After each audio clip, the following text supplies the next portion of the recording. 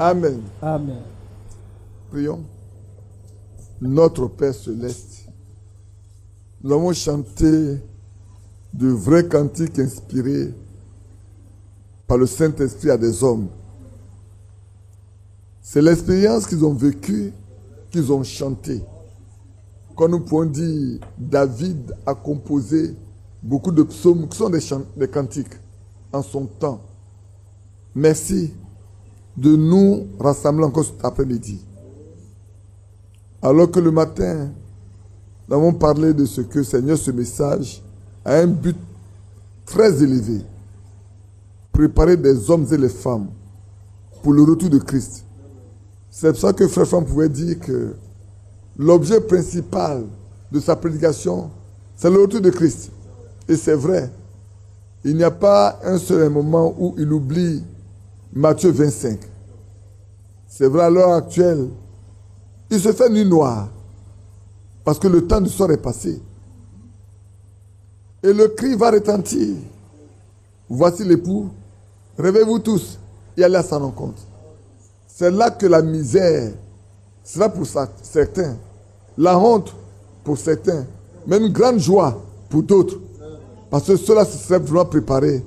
Leur lampe est déjà prête, brille.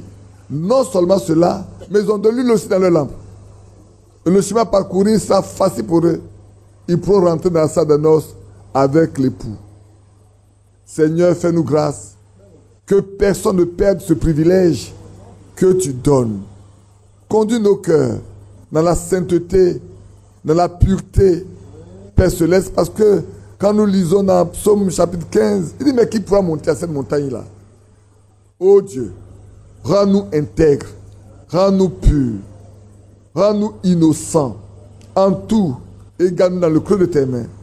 Cet après-midi encore, nous comptons sur toi, fait tu nous parles simplement, au nom de Jésus-Christ.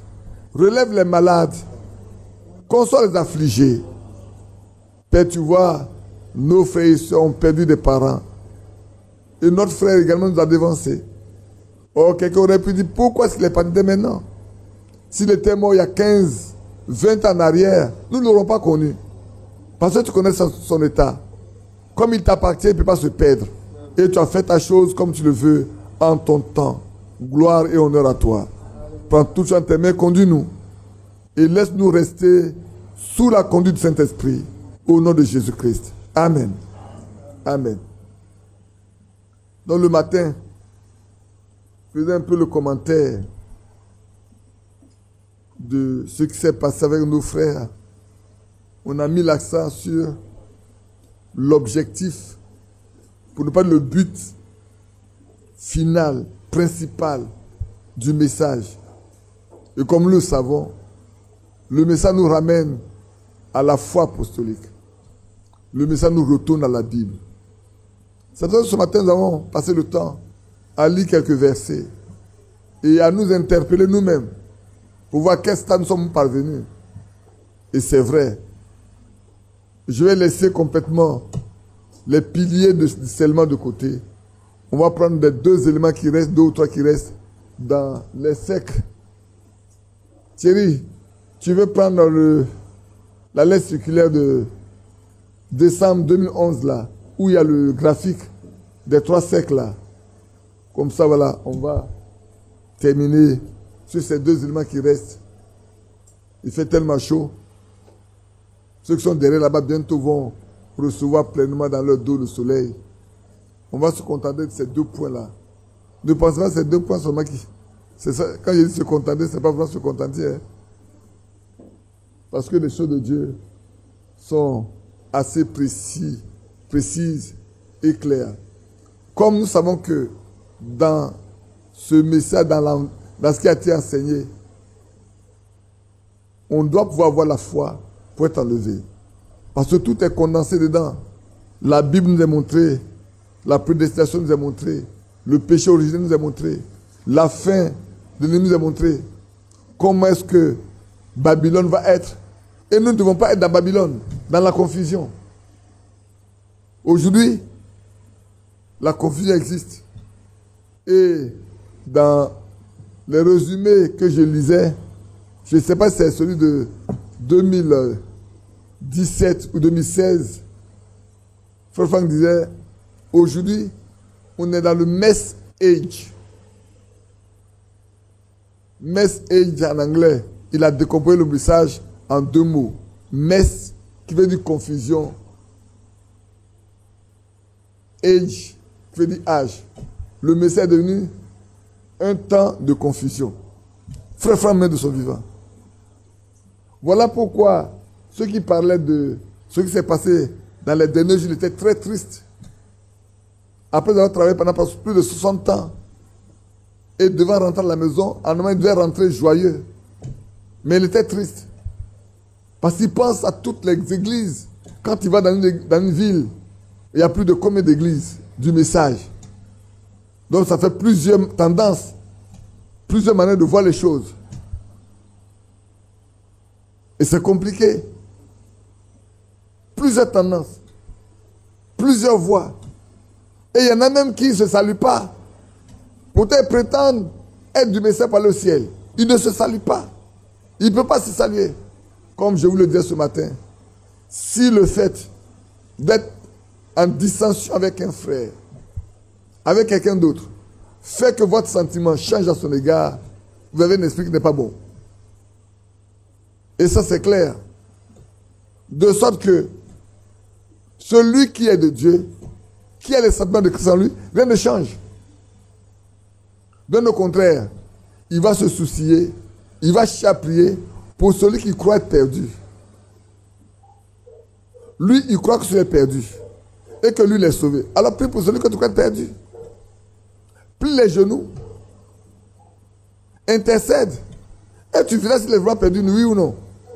Parce que celui qui connaît, ceux qui sont perdus là, c'est Christ. Hein? C'est Dieu ceux qui connaissent ceux qui sont perdus.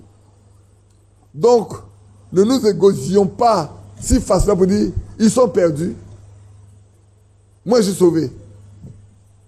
Alors, si tu es sauvé, montre toute la caractéristique, ou tous les caractères qui prouvent que tu es sauvé. Nous prenons dans la Bible que les apôtres n'ont persécuté personne. Pas parce qu'ils sont minoritaires, hein, mais ils n'ont persécuté personne. C'est eux au contraire qu'on a persécuté. C'est eux qu'on a traité de tous les noms. Au point où on dit, ils suivent des sectes, des hérésies. Mais l'apôtre Paul a dit, je sais le Dieu de mes pères, soit la voix. Avant, il disait que ceux-là, ils ne servent pas le Dieu selon la voie que Dieu a tracée. Plus tard, il a dit, j'ai été zélé pour les traditions de mes pères. Plus tard, quand il a connu la vérité, il dit, mais j'étais très zélé pour les traditions de mes pères. Aujourd'hui, il est zélé pour Christ. De sorte que tout ce qu'il avait considéré comme les meilleures choses de sa vie, il les considère comme de la boue. Bien-aimés frères, donc le matin, en finissant l'appel de la conscience, on a parlé de notre bibliothèque, la mémoire, c'est ça non? On n'a pas de sentiments. Il nous reste l'intelligence et la raison. Voilà les deux éléments qui nous restent. Frères et sœurs, ne méprisons pas ces choses-là. Ne les délaissons pas, je vais dire. Ne les mettons pas au calendrier grec. Si Dieu a permis que, dans ce message, ces choses soient enseignées, il y a de grandes raisons. Parce que, frères et sœurs, une âme remets les trois. Une âme non convertie impacte l'esprit non converti qui conduit les actes que le corps va poser. Tout ce que l'homme va vivre, c'est pour ça que l'homme sans Dieu, il a une seule chose, l'âme est incrédule. L'âme ne croit pas. Il ne pense pas à l'existence de Dieu. Donc les lois de Dieu ne lui disent rien. Et comme dans le jardin, tout est déjà mort, il vit par son âme. Et son âme vient par l'intelligence, par sa conscience. Il y en a même qui n'ont même pas de conscience. Ils peuvent vous faire du mal. Ils ne sont même pas conscients qu'ils vous ont fait du mal. Et c'est vrai. Les sentiments les uns avec les autres ne sont pas bons. Ça, on le sait. Hein? Tout à l'heure, je parlais un peu avec les boutistes. Ah, Boutier est là, ça fait mes parties. Il nous parlait de son oncle est décédé, quand leur père est décédé, les cousins, les cousines, alors que leur père est le grand frère d'eux, on les abandonne seuls pour s'occuper de leur père. Leur père a enterré la mère de ceci, le père de cela, la femme de cette personne. Mais lui, qu'elle est mort, personne ne voulait s'occuper de lui. On a laissé son corps dans les mains de ses enfants. Et comme c'est les masques qui gouvernent tout, avant de mourir, il a laissé les consignes précises à ses enfants pour leur dire, ne faites pas ça, ne faites pas ça, ne faites pas ça, pour ne pas qu'on vous amende. Faites ça, faites ça, faites ça. Et son petit frère, à qui le papa commençait à parler, il a compris que son père de lui laisser des consignes avant de mourir. Donc il a enregistré. Et quand il est parti, ils ont été voir leur oncle, le petit frère de leur père, pour dire voilà ce que ton grand frère nous a laissé avant de partir. Il dit mais pourquoi il est mort, il donne encore des instructions ici. C'est lui qui vous a dit ce qu'on doit faire. Je suis là vivant. On dit mais c'est ce qu'il a dû faire. Donc nous, ce qu'on va faire. Dès qu'il est sorti, il est parti aux gens de masque. Voilà ce que l'homme qui est mort a dit aux enfants pour qu'ils fassent. C'est une parole dans la maison. Il faut voir le sentiment de l'homme qui ne connaît pas Dieu. Mais il est influencé par quoi? Il croit au masque. Son âme n'est pas convertie. Il peut être honnête. L'honnêteté n'est pas en lui. L'homme qui ne connaît pas Dieu n'est pas honnête. Et c'est pour ça que, frère, dans la foi, on a beaucoup de problèmes. Les gens qui n'ont pas fait l'expérience de la nouvelle naissance créent des problèmes. Le matin, j'en parlais. Regardez bien, quand les gens sont sortis de l'Égypte, ils étaient contents, ils avaient souffert. Ils ont vu l'eau transformée en sang, les grenouilles, les sauterelles, tout. Ils ont vu les enfants égyptiens, les premiers-nés mourir. Ils ont dit notre Dieu est grand, notre Dieu est fort. Et quand ils ont mangé, ils ont fait la Pâque, la nuit là. Ils sont partis seuls. Hein? Il y a des gens, on dit les ramassis, qui sont joints à eux pour aller avec eux. Mais ils ne sont pas arrivés loin. Ils n'ont pas encore traversé la plus partie de l'Égypte. Quand ils ont vu l'armée de Pharaon venir, ils ont commencé à crier à Moïse, Moïse, c'est pour nous faire mourir dans le désert que nous a fait sortir. Mais ce n'est pas Moïse qui a décidé de nous faire sortir. C'est la promesse que Dieu a faite à votre père Abraham, à Isaac, à Jacob, qui s'accomplit. On vous l'a dit. Seulement pendant tout le temps où vous étiez en esclavage, vos parents vous l'ont dit de bouche à oreille.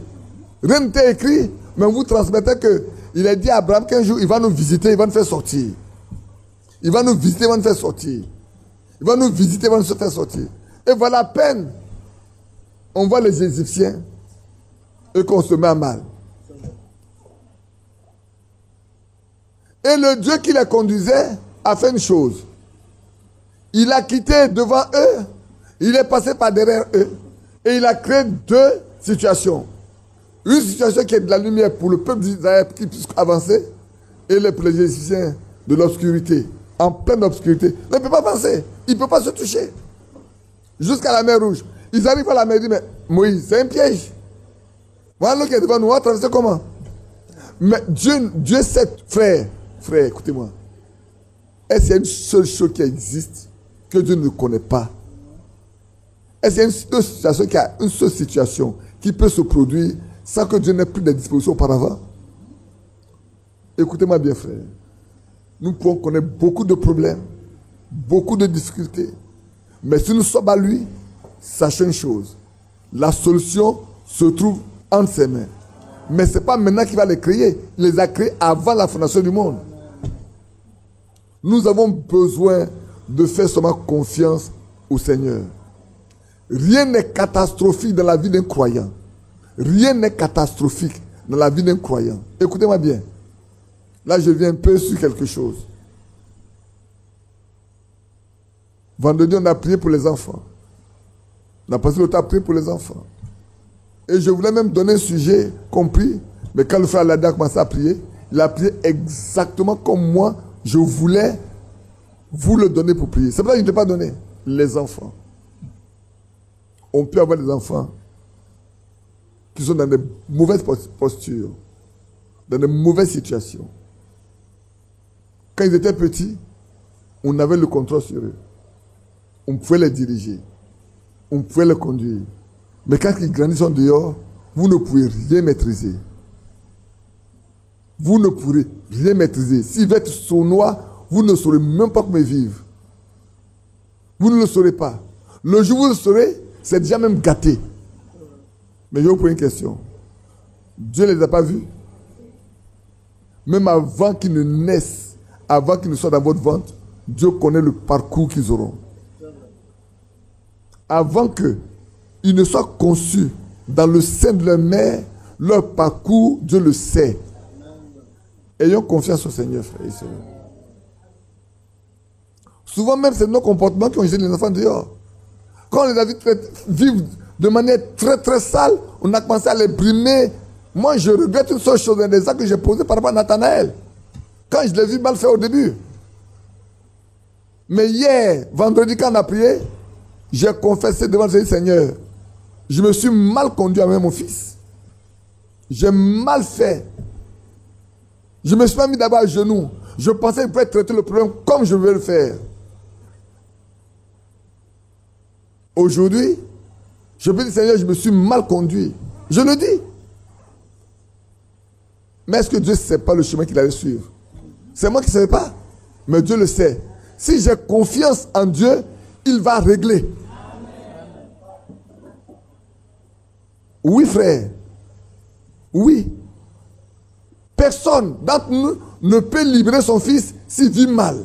Personne. Aucun. C'est pour ça que ceux qui ont des enfants à bas âge aujourd'hui, ils doivent prier pour ceux qui ont des enfants à l'âge avancé qui ont des problèmes.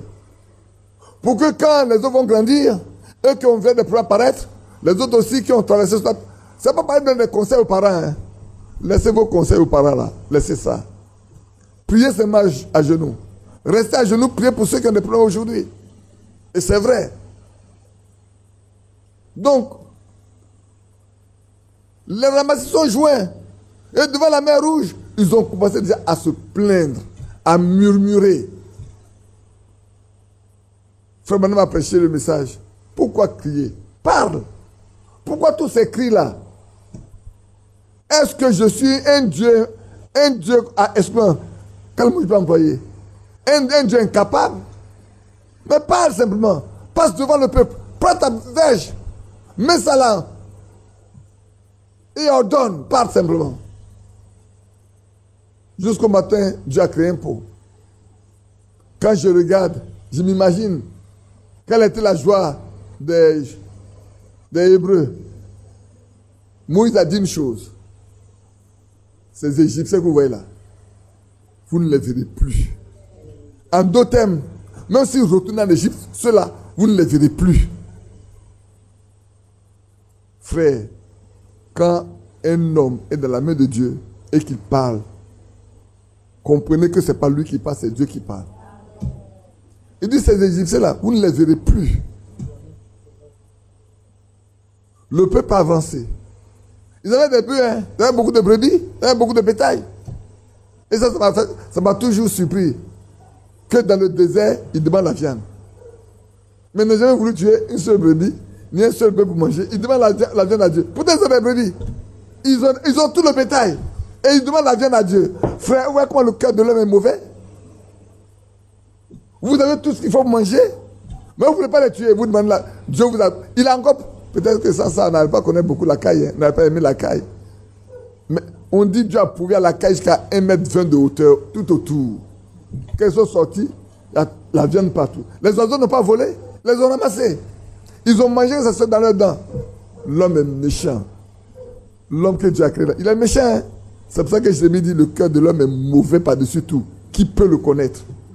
Le cœur de l'homme là, que Dieu a fait, il est mauvais. Si Dieu ne change pas le cœur des hommes, les hommes restent toujours méchants.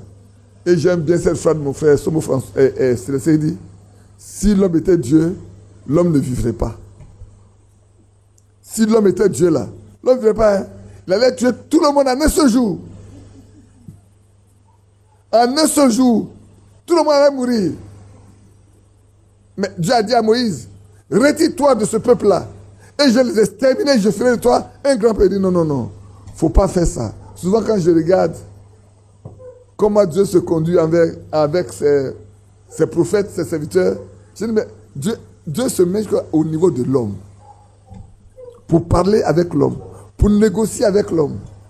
Moi, il dit non, il ne faut pas le faire. Sinon, les gens vont dire, c'est parce que tu n'as pas la capacité de l'amener dans le pays promis que tu les amènes pour les tuer ici. Envoie-les.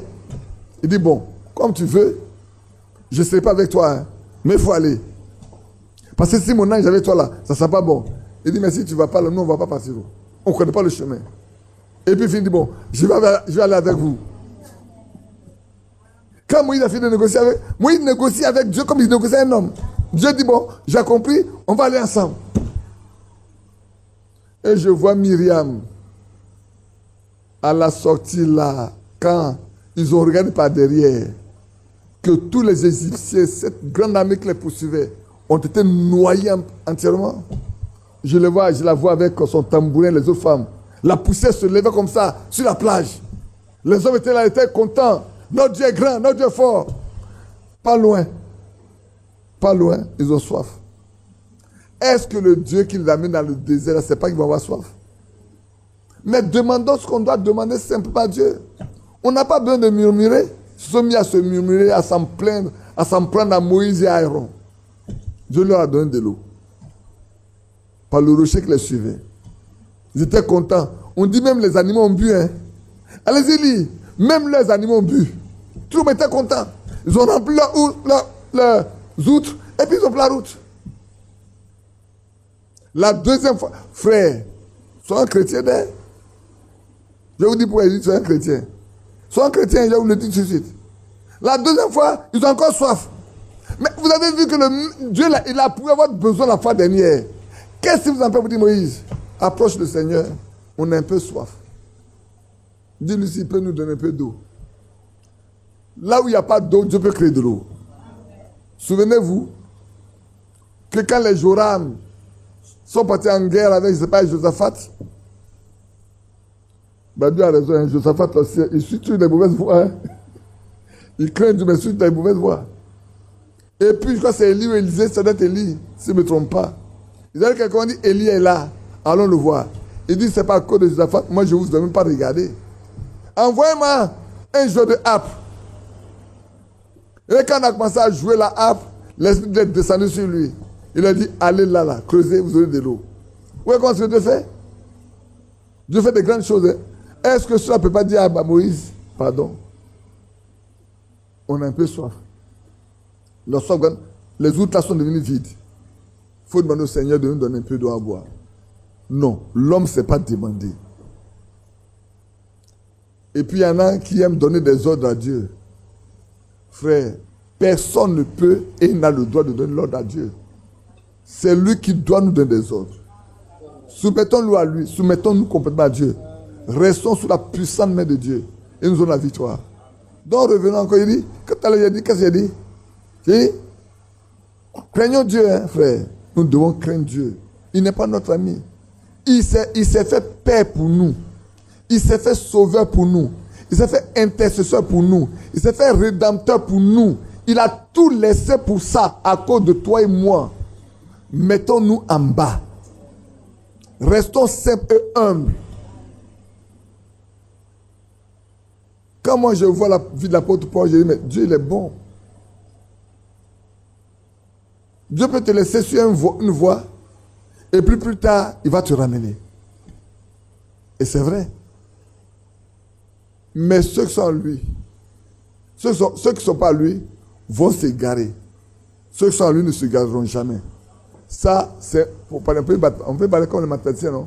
C'est un postulat. Ça ne se démontre pas. On ne peut pas chercher les formules pour démontrer. C'est écrit, c'est comme ça. Ceux qui sont à Dieu, Dieu les connaît, et aucun ne va se perdre. Aucun. Et je vais m'ajouter, il y a un frère, vous savez, actuellement là, on part tout dans la boue ici et là. On va dans le ceci, on va ici, on va ici. Chacun accuse ceci. Le temps va arriver. Le revers de l'épouse n'a pas encore eu lieu. Tout à l'heure, quand on a fini de monter là dans mon bureau, j'ai pris les lettres circulaires, je cherchais quelque chose pour le frère Loulou Richard. Et je tombe. Le revers de l'épouse n'a pas encore eu lieu. Donc il va avoir le revers de l'épouse. Et frère Branham aussi en a parlé. Quand le temps du réveil de l'épouse va arriver, ceux qui doivent partir seront un seul cœur, une seule âme.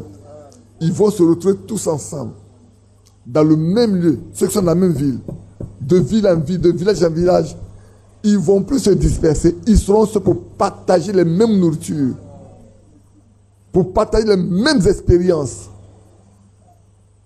Et il y aura vraiment une séparation entre ceux qui sont destinés à l'enlèvement et ceux qui ne le seront pas. La vie sera différente. Ce n'est pas un homme qui va le faire, frère. Vous irez, tu quittes si tu vas en France, ceux qui doivent aller auront la même nature, le même caractère, la même manière de vivre et de penser. Tu vas aller aux États-Unis, ils sont là, ça sera la même chose. Dieu va faire une œuvre sur toute la terre à la fois. Ce n'est pas un homme. Le Saint-Esprit va rentrer partout pour sortir ceux qui lui appartiennent. Parce qu'il doit partir à la maison. Il ne faut pas être dispersé. Non, frère. C'est ça beau, hein? C'est ça beau. Maintenant, on se débat, on s'accuse. N'accusez personne. N'accusez personne. On ne sera pas tous vivants à l'enlèvement. Je vais m'expliquer. Parce qu'on ne comprend pas. Si on m'explique, on va comprendre. Ceux qui sont prêts, qui partent se reposer, ils vont se reposer. Mais les vivants sont même chose. Et c'est seulement les vivants qui vont voir les autres ressusciter. C'est seuls les vivants qui doivent partir qui vont voir les ressusciter.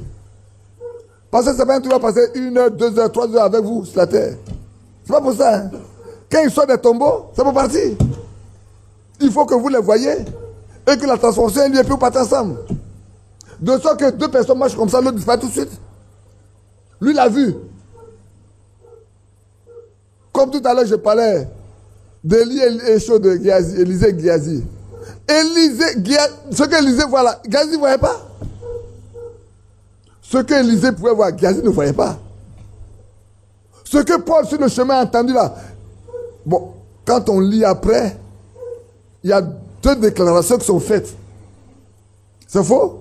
On n'a pas fait attention? Il y a 2 déclarations. Dans une première déclaration, ils ont entendu, ils n'ont pas vu. Dans l'autre, ils ont vu, ils n'ont pas entendu. Tout ceci, c'est pour la gloire de Dieu. Mais 2 personnes peuvent marcher. Dieu montre une chose, l'une ne voit pas, l'autre voit. Il dit, mais frère, tu vois ce que je vois? Il dit non. Mais ce n'est pas pour lui. C'est pour toi, c'est de voir. Aujourd'hui, beaucoup prient pour savoir si nous on est perdus ou si on est vrai. Mais Dieu révèle à certains que ceux-là ne sont pas perdus. Hein. Alors qu'à d'autres, il dit, ils sont perdus. Ce n'est pas Dieu qui l'a dit, il dit qu'ils sont perdus. Il dit, j'ai dit à quelqu'un, quand tu as pris une position dans ton cœur, ce n'est pas la peine d'aller demander à Dieu une réponse. Il ne te répondra pas.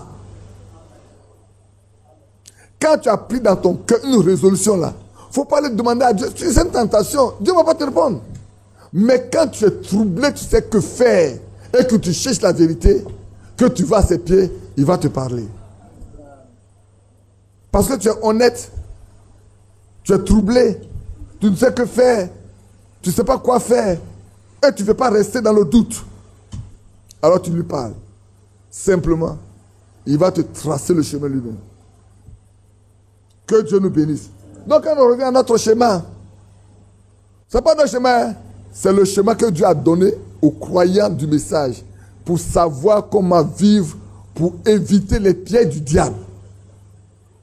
C'est pour ça que dans 2 Corinthiens chapitre, c'est 1, permettez de voir. Il ne faut pas que je dise. 2 Corinthiens chapitre 7, le verset 1. Regardez bien, prenez 2 Corinthiens chapitre 6 et chapitre 7. Avant qu'on en arrive là. Prenez. Je n'ai noté aucun passage. Je n'ai noté aucun passage. Les passages, je lis avec vous, je n'ai noté aucun. Je me laisse conduire simplement comme le matin. Regardez, verset 17, verset 16 de 1 Corinthiens 6, et puis le verset 17. Le verset 1 du chapitre 7. Quel rapport y a-t-il entre le temple de Dieu et les idoles? Car nous sommes le temple du Dieu vivant, comme Dieu l'a dit. Écoutez, frère, cette phrase est forte, hein? L'apôtre Paul dit, nous sommes le temple du Dieu vivant, comme Dieu lui-même l'a dit.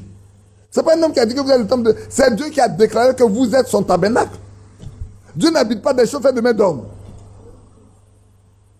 Il a choisi d'habiter dans les hommes, dans les humains qu'il a créés. Il a choisi de faire habiter son esprit en eux. C'est Dieu qui a choisi. Ce n'est pas Paul qui a dit, ce n'est pas Pierre qui a voulu. Non, non, non, frère Branham n'a pas décidé. Ni frère Franck n'a pas décidé. C'est Dieu qui a décidé de faire habiter dans les humains son esprit. Et c'est pour ça qu'on peut dire dans Romains chapitre 8, dit, si l'esprit qui a reçu Christ dans les mois habite en vous, il rendra la vie à votre corps mortel. Mais ceux en qui l'esprit ne vit pas, ils ne lui appartiennent pas. C'est décidé. Et pourtant, il a prié auparavant pour tous les saints. Il a prié pour tous les saints dans Jean 17, non? N'a-t-il pas prié? Il a prié. Donc on peut tous se réjouir qu'il a prié. Mais frère, tu te réjouis qu'il a prié, c'est vrai. Mais s'il a prié pour toi, avant que tu ne viennes à naître, il faut que le fruit de la prière soit manifesté dans ton corps. Qu'on le voie. Le seul point qu'on peut avoir pour savoir que toi aussi, là, la prière qu'il a de ça te concerne, vis le temps de la prière. Et Jean 14, Jean 13, Jean 14, Jean 15, il dit, je suis le sceptre, vous êtes le sarment. Les branches de ce manguier sur lequel vous êtes là, ils vivent de quoi? Ils vivent de la sève du tronc qui vient des racines. Donc le vrai Fils de Dieu qui appartient à Jésus-Christ, il vit de la vie de Christ. Et il doit porter les fruits qui prouvent que la vie de Christ est en lui. Le seul moyen pour qu'un frère, une sœur sache que toi, tu fais partie du corps de Christ, c'est que la vie qui est en Christ habite en toi et produit les fruits qu'il faut. Tout le reste, c'est un commentaire inutile. Malheureusement, souvent, on n'est pas capable de se repentir de certaines choses, parmi les croyants. Et c'est ça qui est dangereux. Ça prouve ce que nous sommes également. Hein. Ça prouve également ce que nous sommes. Je dis une chose comme ça.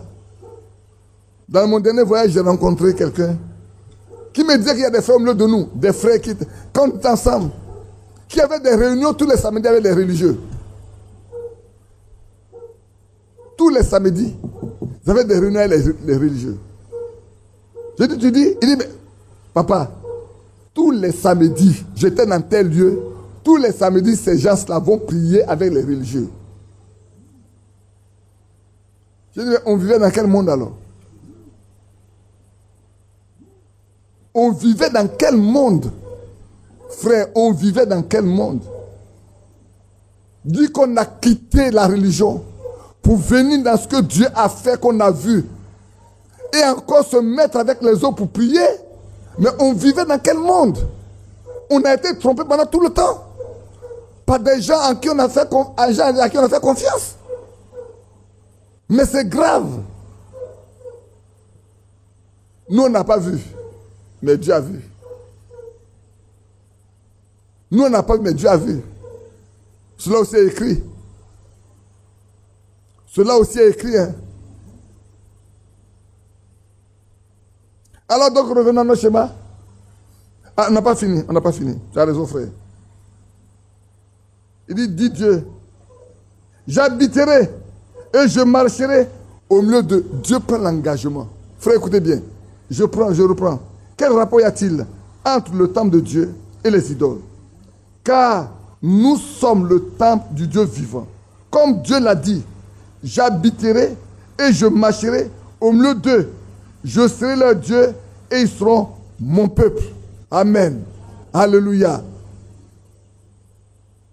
Moi, Dieu, je dis que cela, ils m'appartiennent. Ils m'appartiennent.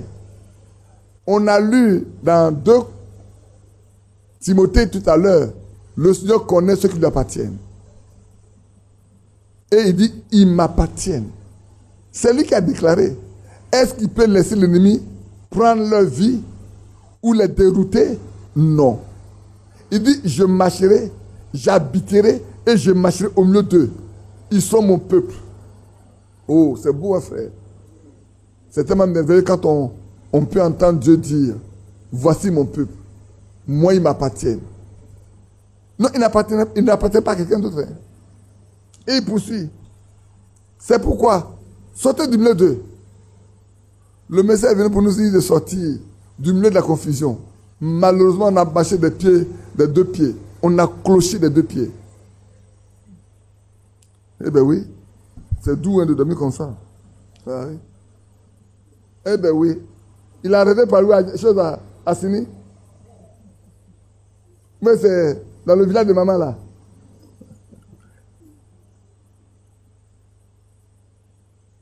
Ce sont les enfants qui sont fatigués. Demain, ils doivent aller à l'école, c'est vrai. Pour eux, c'est une grosse épreuve de les tenir avec nous l'après-midi.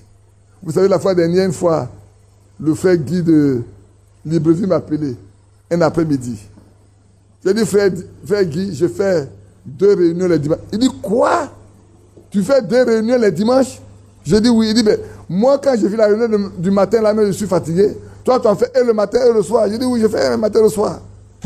Parce qu'eux, ils peuvent faire le mercredi, ils se reposent, et puis vendredi, ils font. Ils se reposent, dimanche matin, ils font une culte à midi, ils se reposent. J'étais à Libreville, je sais comment ça se passe. Mais comme nous, on n'en fait pas mercredi, on n'en fait pas vendredi. On cumule le tout. Et Dieu nous donne la vigueur et la force. Hein. Et c'est vrai. Ça, il faut reconnaître que le Seigneur nous donne la vigueur, il nous donne la force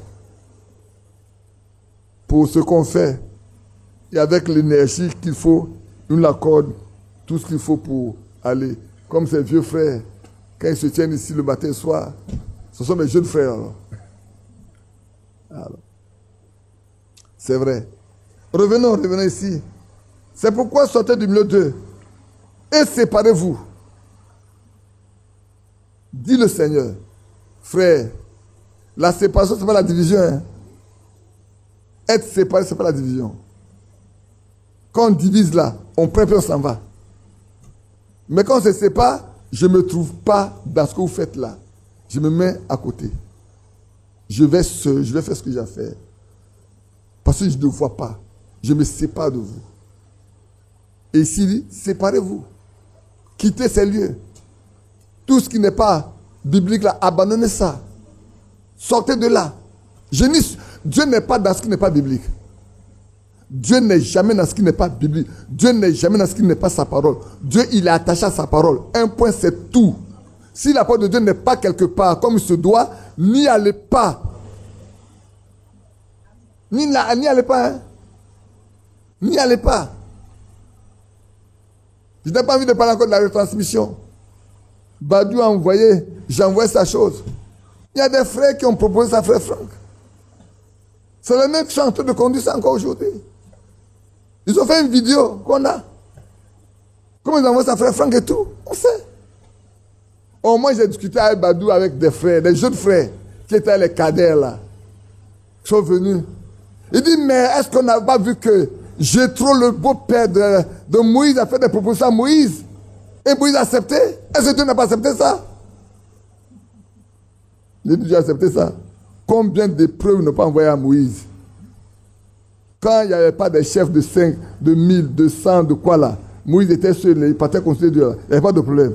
Dès qu'il les a établis net, voilà des problèmes qui arrivent à Moïse. Mais les frères ne comprennent pas. Hein? Ils te tous les arguments. Frère, dans la Bible là, je vous dis une chose. Il y a tout ce qu'il faut pour aller au ciel, il y a tout ce qu'il faut pour aller en enfer. Dans la Bible, hein? Il y a tout ce qu'il faut pour aller au ciel. Il y a tout ce qu'il faut si tu aller en enfer. Les arguments pour aller en enfer là, il y en a plein. Et c'est beau devant les gens. Quand ils te démontrent ça, tu penses que c'est vrai. Mais quand tu as l'Esprit de Dieu, tu sais que c'est faux. C'est opposition d'écriture en écriture. C'est tout.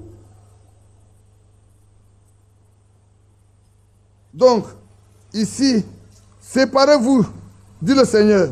Ne touchez pas à ce qui est impur. Frère, le mot impur est fort, hein? Mais ce que Dieu veut. Tout ce qui n'est pas biblique est impur. Aujourd'hui, je dis, c'est impur nos manières d'établir les anciens et les diacres dans l'église, dans nos églises. C'est impur, c'est pas correct, ça n'a rien à voir avec la Bible. C'est comme quand, Badou à côté de moi, quand le frère David et Menché voulait venir établir les anciens à Benjaville, où il a été établi le frère Roger Bernard à Bassam comme ancien. On nous l'a dit. Moi, j'ai été voir les frères de Benjaville. J'ai dit, la voie que vous utilisez n'est pas correcte, n'est pas biblique. Je sais pourquoi beaucoup ne m'aiment pas. Parce que je vais tout droit au but, je vous parle. Je vous parle. Je dis, frère, excusez-moi, je respecte tout le monde, mais je n'ai peur de personne. Ça aussi, c'est le caractère que j'ai. Je respecte tout le monde, mais je n'ai peur de personne. Quand il s'agit de dire les choses comme la Bible le veut, je le dis. Ça peut te plaire comme ça peut ne pas te plaire. Un jour, j'ai dit à un frère, tu as le problème, le nom du problème de l'église d'Abidjan, là, c'est ton nom. À une réunion. Mon nom t'a réuni, je ne dis pas le nom ici. Hein. Je ne veux pas vous donner le nom ici. On a traité les problèmes qu'il y a des frères. On m'a dit, mais Badi, tu dirais, j'ai dit, je vais parler. Vous voulez que je parle? Je vais parler. Le nom des problèmes de l'église d'Abidjan, là, voilà le nom. Il dit, mais pourquoi? En telle année, avec telle situation. J'ai dit, on doit faire comme ça. Tu n'as pas voulu, quand on a fait, on va ce qui est arrivé. En telle année, voilà telle situation. Tu m'as vu, j'ai dit, on n'a qu'à faire comme ça. Tu n'as pas voulu, on a fait comme pour toi, voilà ce qui est arrivé. En telle année, voilà telle situation. Tu m'as vu avec les frères. J'ai dit, frère, moi, voilà comment je vois ça. Tu as dit, non, on n'a qu'à faire comme ça. On est resté pendant 2 ans. On a fait, voilà le problème. Cette fois-ci, je dois aller quelque part. J'ai dit, frère, on n'a qu'à faire comme ça pour tel problème. Tu as dit, oui. Je suis parti, je suis venu, tu n'as pas fait. Voilà, ça crée un problème. Vous me réunissez pour faire quoi ici? Le nom du problème, là, c'est ton nom. Est-ce qu'on peut aimer une dame comme ça? Je vous pose la question. Est-ce qu'on peut aimer un homme comme ça? On ne peut pas l'aimer. La réunion est terminée. Mes enfants me regardaient. C'est pour ça qu'on ne peut pas m'aimer. Hein. C'est ma bouche qui fait qu'on ne peut pas m'aimer. Mais pourquoi j'ai caché la vérité? Je dois dire ce qui est vrai. Que ça vous plaise ou pas, je vous dis ce qui est vrai. Je vous dis une chose. Est-ce que vous savez que vous avez mangé le pain de la Sainte-Seine fabriqué par la boulangerie? Je vous dis à Koweït, vous avez mangé le pain fabriqué par la boulangerie. La Sainte-Seine. Oh, frère Branham dit, c'est les mains saintes des saints qui préparent ça. C'est les boulangers qui ont fait ce pain. Alors, comment on peut m'aimer? Quand je dis je ne mange pas avec ça, on ne peut pas m'aimer.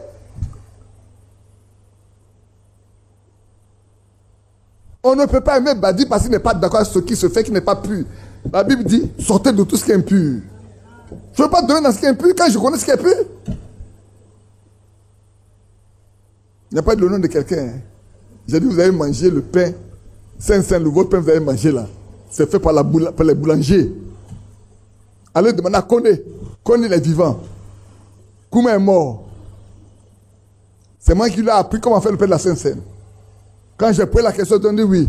J'ai dit, bon, c'est ça là. Allez, je ne peux plus rester dans ce qui est impur. Je vous donne des petites choses qui étaient cachées depuis longtemps. C'est de l'impureté. C'est de l'impureté. Dieu n'est pas dedans. Je le dis ici enregistré. C'est enregistré. Badi le dit. Si vous voulez là, convoquez-moi. Et quand on va être là, on va parler. Je vous donne la date, l'heure, le jour, le lieu. Qu'on ne peut pas dire que c'est faux. Il ne peut pas me le dire. C'est comment qui est mort. Mais qu'on ne peut pas me dire que c'est faux. Parce que les deux étaient dans le bureau quand je lui ai posé la question.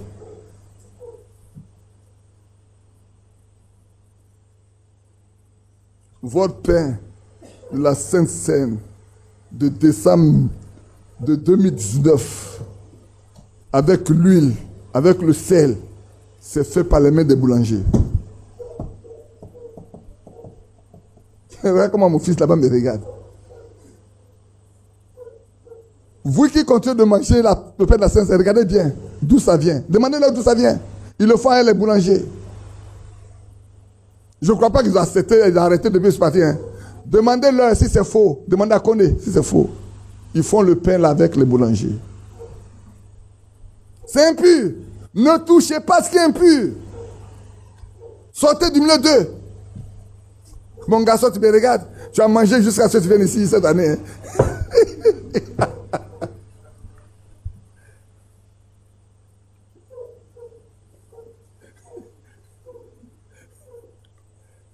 Frère Badi, tu n'es pas bon, hein? Tu révèles les secrets. Je ne veux pas que vous mouriez, frère. Ne touchez pas ce qui est impur. Marchez avec la Bible. Écoutez, mon frère. Ils étaient plus de 3000 et ils rompaient le pain dans les maisons. Ils partaient faire les boulangers pour faire le pain. Alors. Ils étaient plus de 5000. Ils faisaient la rupture des pains dans leur maison. Est-ce qu'ils avaient besoin des boulangers pour faire le pain pour eux? Non. Ce que l'apôtre Paul a fait, nous devons le faire. Quand l'apôtre Paul dit, j'ai reçu du Seigneur ce que je vous ai enseigné. Donc il n'a pas fabriqué quelque chose de lui-même.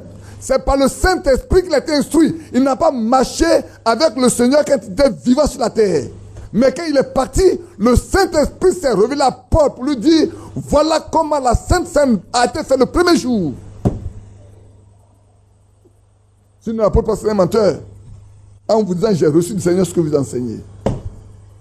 Et on fait contrairement à ce que l'apôtre Paul nous a enseigné. On fait, le frère Branham dit en haut là-bas, en haut, quand il est parti de là au de temps, il dit, j'ai enseigné comme l'apôtre Paul a enseigné. Alors, lequel il enseigne qui n'est pas conforme à ce que l'apôtre Paul a enseigné? Dites-moi, frère. Qu'est-ce qu'il a enseigné qui n'est pas été conforme à ce que Paul a enseigné?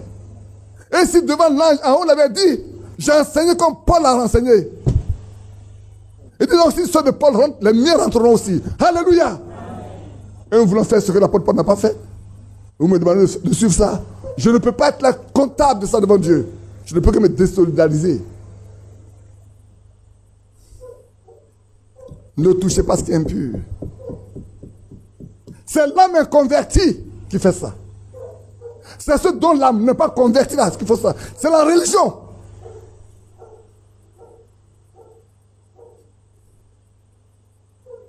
Vous qui m'écoutez, je sais que vous êtes nombreux en Côte d'Ivoire à m'écouter. Et c'est à vous les frères que je parle. Demandez à vos pasteurs là. Parce que partout il y a des pasteurs. Je vais vous lire demain ou après-demain quelque chose où le frère Franck dit, partout on voit c'est des pasteurs, des pasteurs, des pasteurs. Mais si vous êtes des pasteurs dans vos églises, vous ne serez pas amenés à la perfection. Il faut laisser ministère.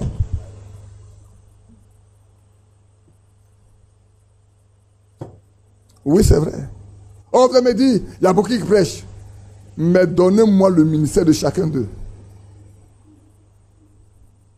Donnez-moi le ministère de tous ceux qui prêchent.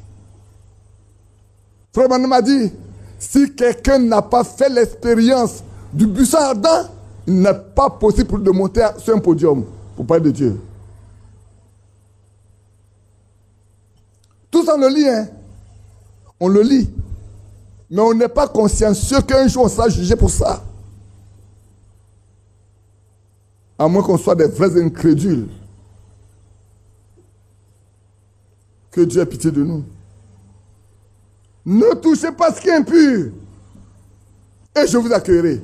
En d'autres termes, frères, si nous touchons aux choses impures, Dieu ne peut pas nous accueillir.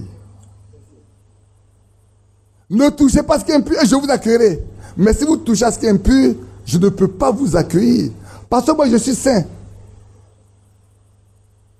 Et je veux que vous soyez saints. Maintenant, si vous laissez ce que je vous dis de faire pour aller faire ce que vous voulez, je ne peux pas vous accueillir. Je ne peux pas marcher au milieu de vous. Frère, même quand vous allez faire venir les gens de l'extérieur pour vous aduler, je ne suis pas là. Et c'est ça qui est vrai. C'est ça qui est vrai. Malheureusement, on ne voit pas ça. Est-ce qu'on lit la Bible? Cette Bible, est-ce qu'on la lit?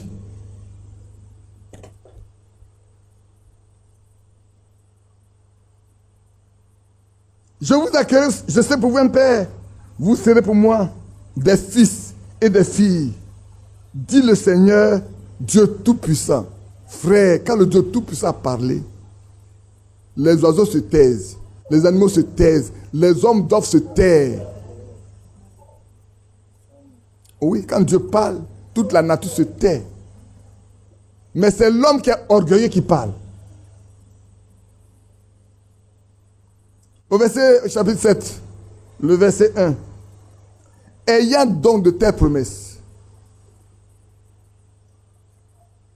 Bien-aimés, ces promesses dont nous venons par là, ayant des promesses que Dieu va être avec nous, il va marcher au milieu de nous, nous sommes ses fils et ses filles. Si nous ne touchons pas ce qui est impur, ayant ces promesses que Dieu nous fait, comment devons-nous vivre. L'apôtre Paul nous montre comment on doit vivre. C'est pour ça qu'on va revoir le schéma tout de suite. Ayant de telles promesses, bien-aimés, purifions-nous de tout celui de la chair et de l'esprit. Et achevons notre sanctification dans la crainte de Dieu. Remets ton schéma, mon fils.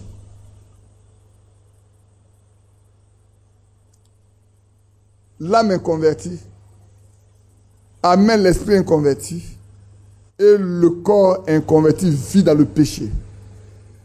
Il vit dans l'incrédulité, il fait tout ce qui est désagréable au Seigneur. C'est pour ça que frère Salah, vous allez dire pourquoi.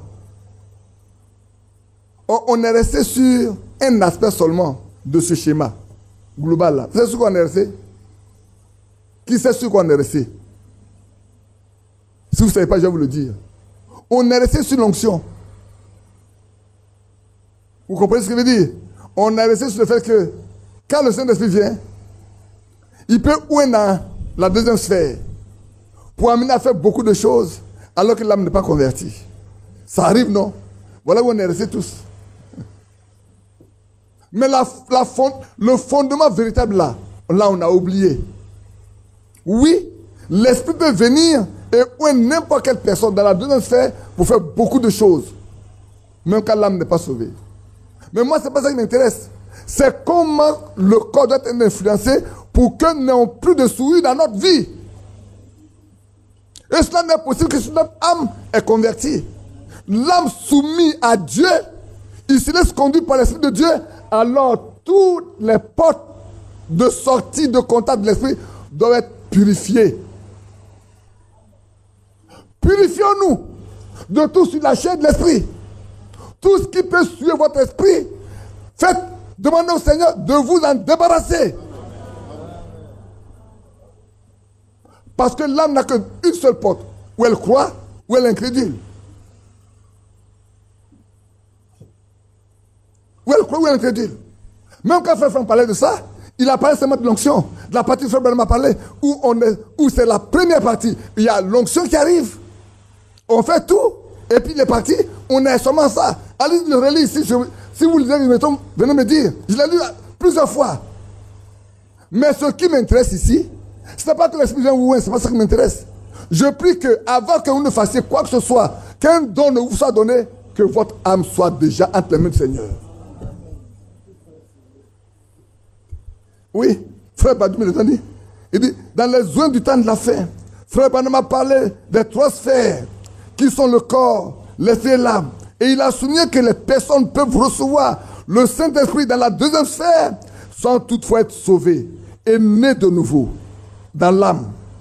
Il se référait en l'occurrence à Matthieu 5,45 où il est dit que Dieu fait lever le soleil sur les méchants et sur les bons. Il fait pleuvoir sur les justes et sur les injustes. L'Esprit de Dieu a réellement répandu sur toute chair, Joël 2,28, et il a plané sur l'humanité depuis le jour de la Pentecôte, tout comme il en était au commencement de la création. Tout dépend de la semence et de la semence spirituelle, et la semence spirituelle est la parole. Amen. La semence parole n'est pas plantée dans le domaine de l'esprit, mais dans le domaine de l'âme. Le germe de la vie est dans la parole. Chaque semence produit selon son espèce.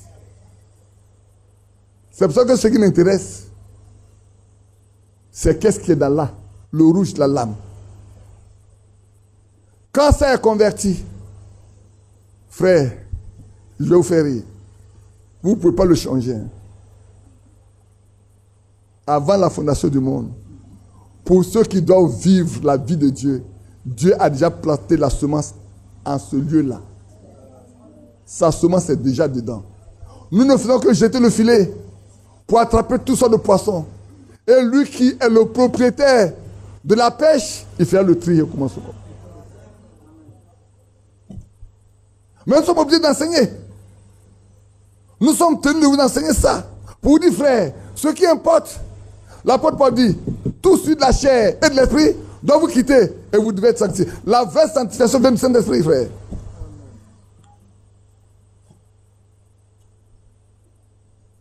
Alors, comme on a déjà parlé de la conscience, de la mémoire, du sentiment, on va parler de l'intelligence, de la raison pour terminer.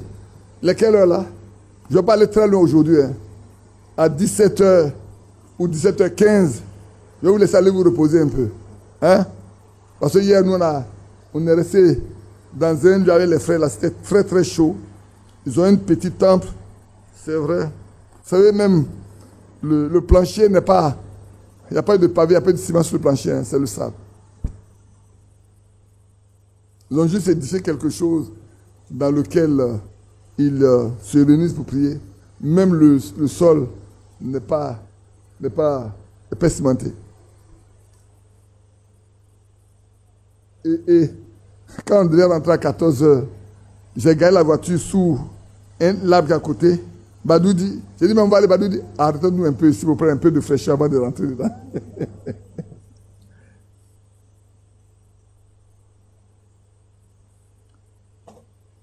Donc revenez un peu là. Il nous reste quoi? L'intelligence et la raison, c'est ça, non? Alors, prenons d'abord l'intelligence. Pour l'intelligence, j'aime bien ce passage que Frère Favre nous a montré. Et depuis, ça m'a toujours marqué. Romains 12. Je vous ai déjà parlé de ça, que l'intelligence se trouve dans l'esprit. C'est dans Exode. Je crois que c'est dans Exode, là. Ça, je l'avais noté. Ça, là, je peux bien rechercher, mais ça prendra beaucoup de temps de retrouver ça. Pour ceux qui ont suivi jusqu'à maintenant, ils peuvent retrouver ça dans les prédications passées. Je lis à partir du verset 1. Comme il n'y a jamais, j'ai aussi lu. Je vous exhorte donc, frères, par la compassion de Dieu, à offrir vos corps comme un sacrifice vivant, saint, agréable à Dieu, ce qui sera de votre part un culte raisonnable. Ne vous conformez pas au siècle présent, mais soyez transformés par le renouvellement de l'intelligence, afin que vous discerniez quelle est la volonté de Dieu, ce qui est bon, agréable et parfait. Je pense que dans Éphésiens également, il a été dit que l'intelligence spirituelle doit nous donner de connaître les choses de Dieu, de faire ce qui est bon. En d'autres termes, ici, l'apôtre Paul nous montre que dans le jardin d'Éden, l'homme a souillé son intelligence. Vous voulez qu'on le lise? C'est dans Genèse 3. Je prends avec Genèse 3. C'est pour ça que notre intelligence doit être renouvelée, doit être remise complètement à niveau. Allons dans Genèse 3. Dans la grande discussion. Prenons Genèse 3, je vais la verset 4, pour ne pas perdre beaucoup de temps. Alors ne laissez pas dire à la femme, vous ne mourrez point. Mais Dieu sait que le jour où vous en mangerez, vos yeux s'ouvriront, et que vous serez comme Dieu connaissant le bien et le mal. La femme vit que l'arbre était bon à manger, et agréable à la vue, et qu'il était précieux pour ouvrir l'intelligence. Elle prit de son fruit et en mangea. Et elle en donna aussi à son mari qui était auprès d'elle. Et il en mangea. Voilà. Or, auparavant, l'homme, Genèse 3, verset 4 au verset 6. Auparavant, l'homme et la femme vivaient de la parole de Dieu. Ils avaient pour couverture la parole de Dieu. Ils n'avaient pas besoin d'avoir une intelligence pour agir, pour faire quoi que ce soit. Aujourd'hui, on a des vrais intelligents, des monstres même. Au point où aujourd'hui, on parle de l'intelligence artificielle. Un jour, les machines vont remplacer les hommes dans les usines. Un jour, il n'y aura plus de domestiques dans les maisons. Ils n'auront que des robots. Mais un jour, il va y avoir la révolte des robots. Cette machine, il peut se détraquer. Hein. Pourvu que un court-circuit entre dans lui et que le contraire se met en place. Il va te frapper dans la maison. Il n'a personne qui va te délivrer. C'est pas un homme, c'est pas un homme. C'est une machine. Il y a un circuit inverse qui se crée parce que tout ce que l'homme fait n'est pas parfait. Tout ce que l'homme fait n'est pas parfait. Il peut y avoir un programme qui se... Mais écoutez, même les ordinateurs qu'on a là, il y a un moment ça se détraque. Tu n'as plus contact, tu n'as plus rien faire.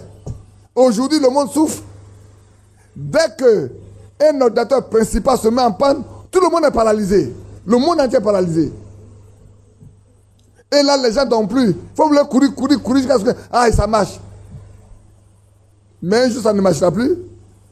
Elle est morte. Donc, toutes les données que vous avez mis dedans, c'est fichu. C'est vrai qu'ils sont intelligents. Ils ont tous les répliques. Mais ils ne connaissent pas qui est Dieu. Avec lui, un jour, tout peut s'arrêter. Et ça devient irréparable. Oui. Quand Dieu verra que ça me vient à la tête, je n'ai pas pensé. Quand Dieu verra que les hommes sont arrivés à un point de non-retour, il fera ce qu'il a fait à Babel. À la tour de Babel, il va faire ce qui est arrivé à la tour de Babel. Les gens voulaient atteindre les cieux. Dieu l'a dit, si on les laisse faire là, comme ils ont le même langage, s'ils arrivent là-bas là, ils ne vont plus les respecter. Descendons, confondons-les. Et Dieu est descendu, les a confondus, ils sont dispersés sur toute la terre. Plus de 2 hommes, ils n'ont pas pu réussir à faire des projets aussi grandioses que ce qu'on voit aujourd'hui. Un jour, Dieu va dire, descendons voir ce que l'homme est en train de faire. Et il va descendre, il va envoyer juste un éclair du ciel qui va frapper quelque chose quelque part et ça fait prrrr, et tout est mort. On va dire, mais rien ne marchera plus jamais sur la terre parce que le maître de la terre s'est levé contre les projets iniques des humains. Mais entre-temps, Dieu prépare ses enfants. Oh là là, frère, c'est beau, hein? On n'a pas Dieu pour voir. Si on pouvait voir un peu seulement de l'autre côté, on allait voir comment Dieu prépare ses enfants pour qu'ils viennent les prendre. Il les prépare, frère. Ne pensez pas que le Seigneur a endormi. Hein? Il est l'intercesseur. Il est le médiateur. Il est le rédempteur. Il a acquis une rédemption éternelle. Et il prie pour nous. Il intercède pour nous. Quand nous ne sommes plus capables d'intercéder, il intercède par des soupirs inexprimables pour nous. Il envoie l'Esprit pour le faire. C'est vrai. Et on va lire, comme j'ai dit, allons également lire dans Éphésiens, on a dit déjà Romains, je crois que dans Éphésiens également, la foi de neige, je l'ai lu. Je ne sais pas si je vais me retrouver rapidement, je n'ai pas ça en tête. Je suis en train de regarder pour voir si je peux retrouver ce passage-là et le lire avec vous. Que quelqu'un regarde Éphésiens, là où l'apôtre Paul parle de l'intelligence pour choisir là.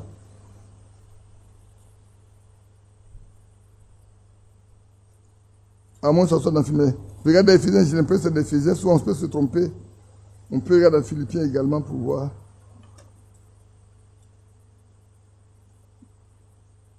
Non, si, je l'ai trouvé.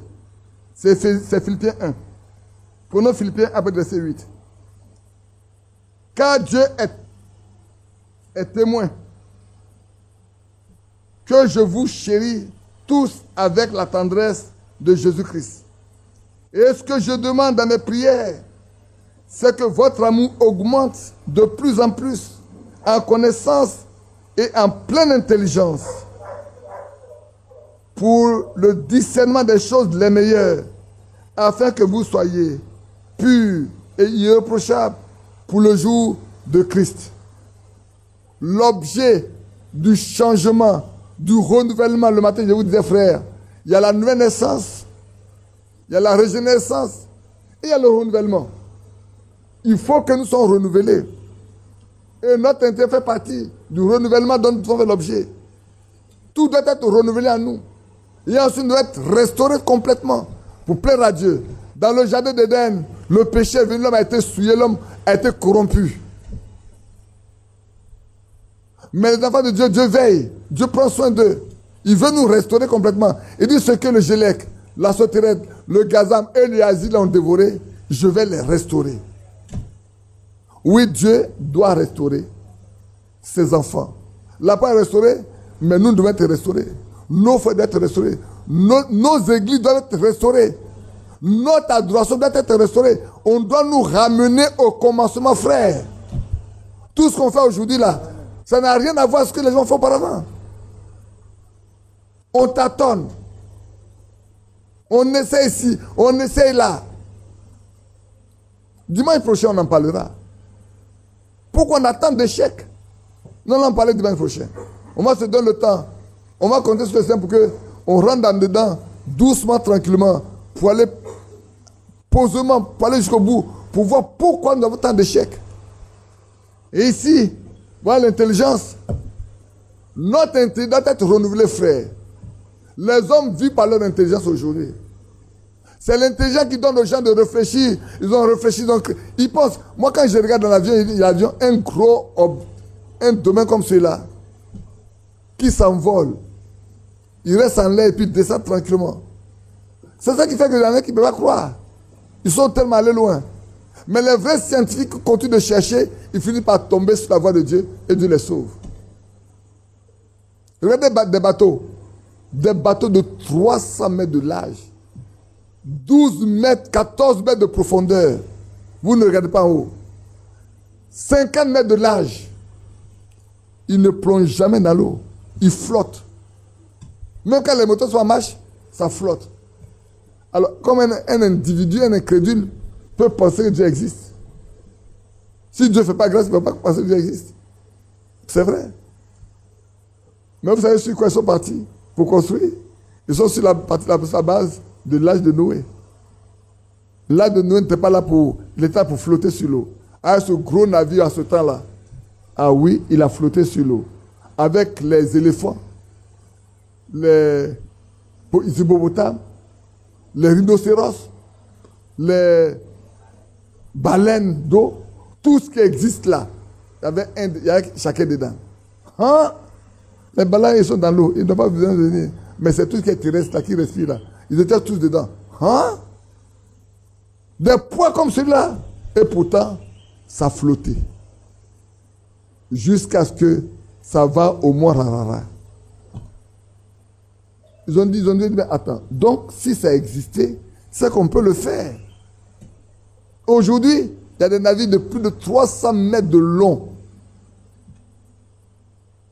Dans l'eau, il y a plus de 4 mètres. En haut, il y a plus de 4 mètres, 14 mètres. En haut, il y a plus de 14 mètres. C'est des étages de plusieurs niveaux que vous voyez passer là. C'est pour ça que les incrédules ne peuvent pas croire que Dieu existe. Cependant, Dieu existe. Et il fait beaucoup de miracles dans la vie de ses enfants. Au milieu de ses enfants. Frères, dans notre intelligence là, que notre intelligence souillée. Aujourd'hui, frère, l'intelligence des enfants sont souillées par tous qui écoutent. La fois dernière, j'étais en France, où il y a un jeune homme avec les jeux vidéo. Lui, quand il joue les jeux vidéo, il a échoué, il se fâche et il fait des bêtises. Il a tué une petite fille pour avoir échoué en jouant aux jeux vidéo. Et alors quelqu'un en a témoigné que c'est vrai que la plupart de ceux qui jouent aux jeux vidéo, pour finir, deviennent tellement agressifs, et il y a beaucoup de morts. C'est ainsi que cela se passait à les Beatles. Quand ces gens-là avaient, comment ils appellent ça même? Les soirées dansantes, comment ils appellent ça? Quand ils organisent les soirées, les Beatles, mais les filles se donnent la mort. Parce que le démon avec lequel ceux-là ont signé le pacte, ils veulent le sang. Et quand tu achetais un disque, joué par les Beatles, tu vas chez toi, tu envoies le démon dans ta maison. Beaucoup ne comprennent pas que, je l'ai dit, quand on était encore à Williamsville, même de l'autre côté, Ali Robert est mort aujourd'hui. Un jour, il est arrivé de Boaké. Et puis alors qu'on a quitté l'église, on venait dire, tu vois Ali, ces musiques-là, un chrétien ne doit pas écouter ni chanter ça. Il dit, bah dis toi, tu exagères. Je dis ça là, Dieu n'est pas dedans. C'est parce qu'on prend le nom de Jésus là, que Dieu est dedans. Frère Ali, ça là, Dieu n'est pas dedans. Il dit, tu exagères, bon, laissons ça. On a été à la maison, on a mangé. Et puis il est parti. Et puis un jour, il est arrivé à Abidjan. Il est dans un maquis, on joue le même disque, la même chanson. Quand il est arrivé à la maison, il m'a dit, je te demande pardon. Qu'est-ce que j'ai fait? Qu'est-ce que tu as fait? Il dit, on a discuté ici la fois dernière, sur les chansons là. Mais j'arrive là, dans ce maquis là, on joue le même chant. Je dis, ah, qui peut danser ça? Si tu étais inspiré de Dieu, ça ne peut pas être joué à ce lieu. Ce lieu de souille là, ce qui est saint ne peut pas rentrer là-bas. Le diable n'autorise pas. Frère, n'écoutez pas tout. Je le répète encore. Ces beaux chants qui ont l'air d'être très beaux, chantés par ceux que vous appelez. Est-ce qu'il y a... Quel est ce... Qu'est-ce que joue celui-là? Onemala, qu'est-ce qu'il joue? Il joue du reggae. Qui a joué le reggae avant? Bob Marley. Bob Marley était un chrétien. Ah, d'accord. Les tresses là qui a apporté ça, les longues tresses là qui a apporté ça, c'est Bob Marley. Que vous appelez les dreads d'aujourd'hui là, c'est Bob Marley. Et aujourd'hui tout le monde. Alors, vous savez ce que le diable a fait? Le diable s'est rendu compte que il y a un gros marché. Il y a un très grand marché. Et je le dis à deux niveaux. Il y a des gens qui n'écouteront jamais ce que les gens qui ne sont pas chrétiens chantent. Donc les chrétiens ne vont pas écouter ce que tous ceux qui ne sont pas chrétiens jouent. C'est ça, non? Le diable a dit, il faut trouver un moyen pour sortir les gens comme sont des chrétiens. Et puis on va le faire chanter. Alors, les chrétiens vont écouter ça. Mais au fond, ils servent le diable. C'est pour ça que Frère Branham s'est attaqué à Elvis Presley. Il dit dans la journée, il joue dans les églises. Mais la nuit, il joue dans les bois de nuit. Alors, quel est l'Esprit de Dieu qui peut utiliser quelqu'un le jour dans la boîte, dans l'église, et puis la nuit dans les bois de nuit? C'est des corbeaux. Ils mangent la graine et ils mangent des charognes. Et ceux-là, s'ils mangent la graine, ils mangent des charognes. Et ils vous entraînent des choses. C'est pour ça qu'un jour, je sais qu'il y en a qui vont s'en souvenir. Un jour, il y a eu un mariage où ils ont chanté des chants là. Ils ont dansé. Quand dimanche matin, ils sont arrivés, j'ai dit, prenez, levons-nous. Mettez ça en marche. Ceux qui ont connu, ceux qui connaissaient Frère Badi disent, ça là où on va là, c'est nous. Mais levez-vous pour danser. Si vous dansez ça, Dieu, vous pouvez danser dedans. Frère, mais ça, on ne peut pas aimer Badi pour ça. Il empêche des gens de se réjouir. Vous ne vous réjouissez pas. C'est pour les morts spirituels. Ceux qui sont vivants ne peuvent pas jouer ça, ne peuvent pas écouter ça, frère. Ton esprit en toi s'irrite. Quand tu vois ça, tu es complètement irrité dans ton cœur. Tu dis, mais est-ce qu'ils ont le discernement?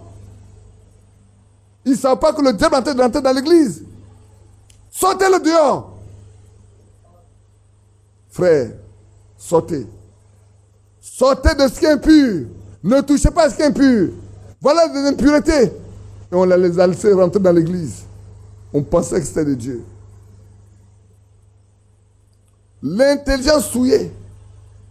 Le temps est venu pour que notre intelligence soit purifiée de toute mauvaise souillure. Toute notre intelligence doit être débarrassée pour vivre comme Dieu veut que nous vivons.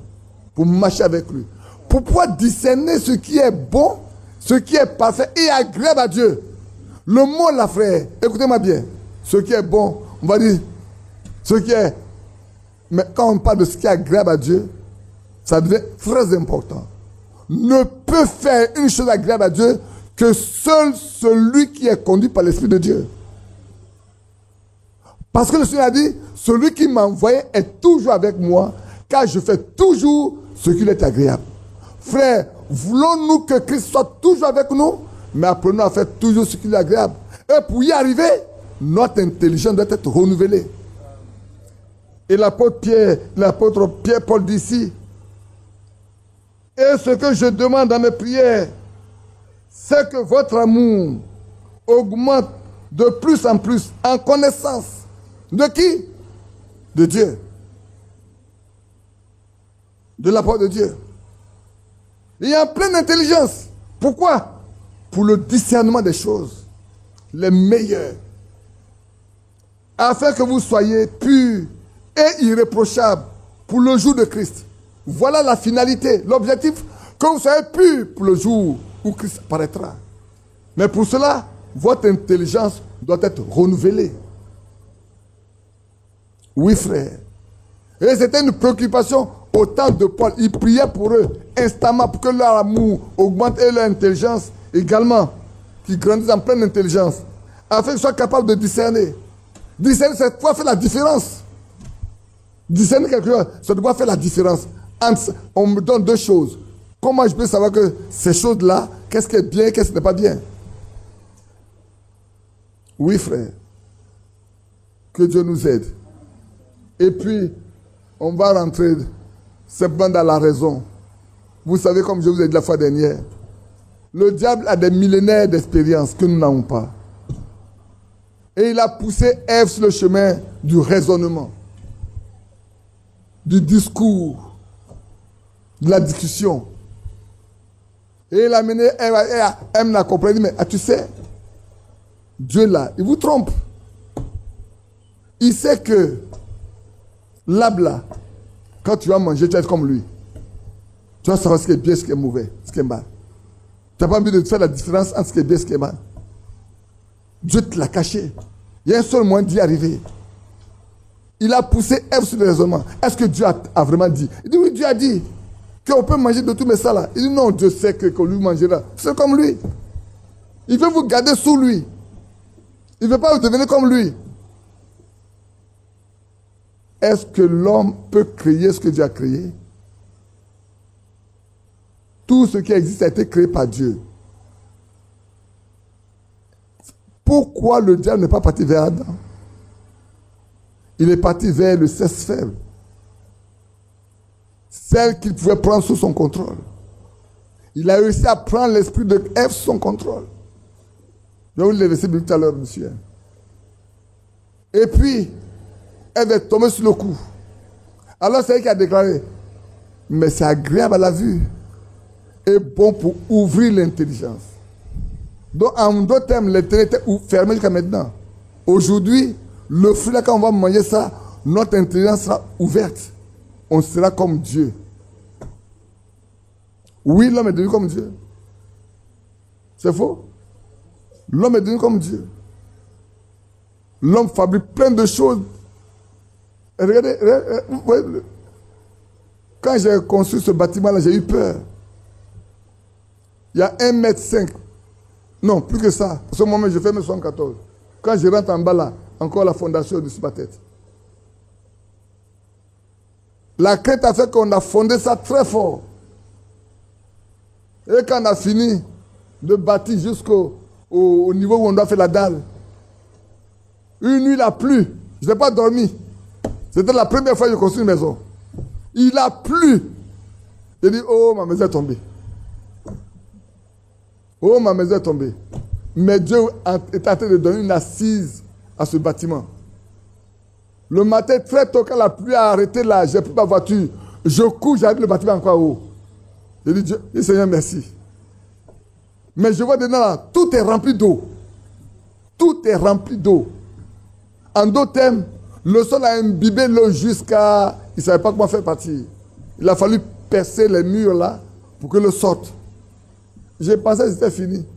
2 jours après encore, la pluie a commencé. Je n'ai pas dormi.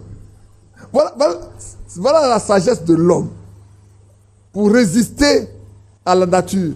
Mais aujourd'hui, les gens échouent. Hein. Regardez dans les pays occidentaux là. Vous voyez qu'aujourd'hui, hier j'ai regardé à la télévision où il y a des inondations. Mais vous voyez des maisons tomber comme des châteaux de cartes. Ça tombe simplement comme ça. Comme ça. Comme ça. La nature est fâchée contre ces idolâtres, ces prostituées, qui aujourd'hui prennent des lois pour légaliser la polygamie, non seulement la polygamie, la prostitution et la sodomie. L'homosexualité. Avant l'homosexuel, à Trècheville, il y avait un seulement qu'on connaissait, j'ai oublié son nom, il rasait les murs. Mais aujourd'hui, il vous défie. Les homosexuels défient. Et on dit que ce sont les minoritaires. Et on doit les protéger. Donc les minoritaires gouvernent les majoritaires. Parce que tu t'attaques à eux, on t'envoie en prison. Si Dieu n'envoie pas le feu pour juger cette terre-là, il sera obligé de demander pardon à Sodome, à Gomorrhe et aux villes envoisinantes. C'est ça qui a poussé à envoyer le feu et le souffle à Sodome et Gomorrhe. C'est pas vrai? Donc si les gens prennent des lois, ils veulent fuir parler sur le Mars et la Lune, donc aller habiter là-bas. On a lu déjà d'Abdias, hein, et dit partout d'aller figer vos nids là, je vais faire descendre. Allez-y d'Abdias. On a lu ça déjà, non? On a lu ou non? Alors, il faut que les autres comprennent que vous répondez. Frère, l'homme n'est pas plus intelligent que celui qui l'a créé. Nous sommes tous créés par Dieu. Tous ceux qui habitent sur la terre sont sortis de qui? De Noé. Tous ceux qui sont sortis de la terre là sont sortis de Noé. Ces trois enfants, Sem, Cam et Japheth. Nous sommes tous les descendants de ces trois personnes. Tout le monde entier. C'est pour ça qu'on peut se donner le sang. On ne peut pas prendre le sang d'un chien ou d'un homme. Même quand les gens pensent qu'on a des parentés. Moi, mes parentés ne sont pas des singes. Dieu a fait une différence entre les animaux et les hommes. Aucun animal n'a jamais eu de langage. Sauf qui? Le serpent. Le deuxième animal qui apparaît, c'est l'âne de Balaam. Après que le serpent a fait cette affaire, il n'a plus parlé jusqu'à maintenant. Et quand l'âne de Balaam apparaissait une seule fois, pour faire des reproches à Balaam,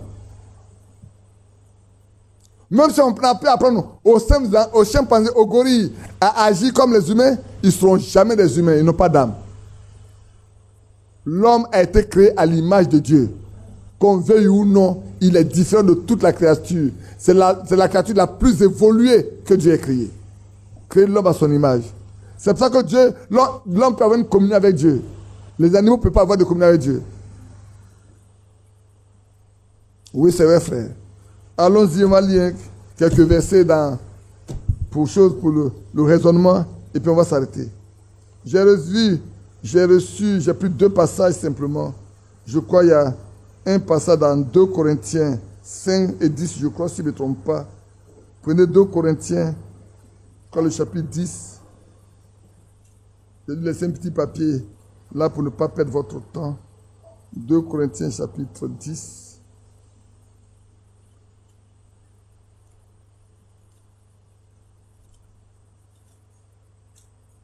Prenez 2 Corinthiens, chapitre 10. Après, on va lire dans Jacques, chapitre 1. Et puis, je pense qu'on pourra s'arrêter là. Je lis avec verset 4. Car les âmes avec lesquelles nous combattons ne sont pas charnelles, mais sont puissantes par la vertu de Dieu pour renforcer l'effort terrestre. Pour renverser l'effort terrestre. Nous renversons les raisonnements et toute hauteur qui s'élève contre la connaissance de Dieu. Et nous amenons toute pensée captive à l'obéissance de Christ. Alléluia. Voilà ce que fait notre raisonnement. Les hommes raisonnent. Vous vous souvenez quand l'apôtre Paul était à Athènes, à l'Aréopage, quand il a fait son discours, quand il est arrivé sur la résurrection des morts, ils ont dit, Paul, nous sommes des philosophes ici. Nous discourons. Mais là où tu nous amènes là, on va t'écouter plus tard. Quand tu arrives à la résurrection des morts, on va t'écouter plus tard. Parce que la résurrection des morts, on ne peut pas discuter de ça. Où il y a la résurrection, il n'y a pas de résurrection. Ils n'ont pas de versets, ils n'ont pas de livre à lire pour ça. Le seul livre dans lequel on appelle la résurrection, c'est la Bible. Frère, le raisonnement tue. Et vous allez voir ce que l'apôtre Jacques dit. Prenez Jacques chapitre 1. Au verset 22. Mettez en pratique la parole. Et ne vous bornez pas à l'écouter en vous trompant vous-même par de faux raisonnements. Arrêtons de raisonner avec la parole de Dieu. Le diable raisonne. Le croyant croit. Le diable raisonne, le croyant il croit. Il croit la parole de Dieu. Ce que Dieu dit là, ça ne se dispute pas. C'est oui et amen. Quand Dieu a parlé, c'est oui et amen. Abraham n'a pas discuté quand Dieu lui a dit tu vas avoir un enfant. Même jusqu'à 100 ans, Abraham n'a pas discuté avec quelqu'un. Le médecin pourrait tout dire, moi, mon Dieu m'a dit que j'aurai un enfant. Un point, c'est tout. C'est pour ça qu'on va parler de la foi. Dans les 7 piliers, là je prends quelques éléments. Les 7 piliers nécessaires au scellement. Je vous avais dit que c'était à Mars, mais je m'ai trompé. Le frère Branham a prêché le 14 octobre 62, l'assaut de l'homme parfait. Et le 4 novembre, il a prêché sur les noms blasphématoires. Et quand j'ai lu cette prédication, je l'ai lu au moins 3 ou 4 fois. Cette prédication, je l'ai écouté 2 fois d'abord, avant d'aller imprimer ça pour le lire. Je l'ai lu 3 ou 4 fois. Et j'ai cherché à savoir quel était. Alors je me suis rendu compte que sur les mêmes éléments, il avait prêché l'assaut de l'homme parfait. Et j'ai mis les 2 côtés que j'ai regardé.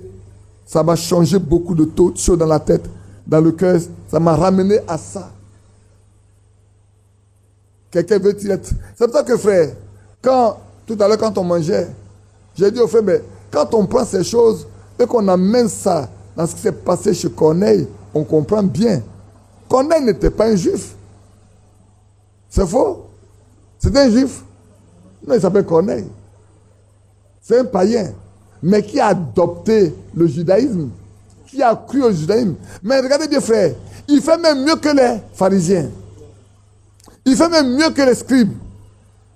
Que les sadduciens. Il fait même mieux. Voilà un païen qui a décidé de marcher avec la loi, avec le Dieu de Moïse. Et Dieu lui a envoyé un ange du ciel pour lui parler. Il était un homme intègre. Il était pieux. Pieux, c'est faire tout ce qui est agréable à Dieu et chercher à être comme Dieu. Un homme pieux, c'est celui qui veut être comme Dieu, qui fait tout ce qui est agréable à Dieu. Il ne fait que ce qui est agréable à Dieu. Quand un homme fait toujours ce qui est agréable à Dieu, Dieu ne peut que l'honorer. Ah oui, frère. N'ayez pas honte de prendre le dictionnaire. Hein. Faites comme moi. C'est pas la langue française, là. Ce n'est pas ma langue maternelle. Même ma langue maternelle, je ne connais pas tout aujourd'hui. Quand j'étais encore jeune, tu ne peux pas m'attaquer sur la langue maternelle. Je vais vous faire rire un peu.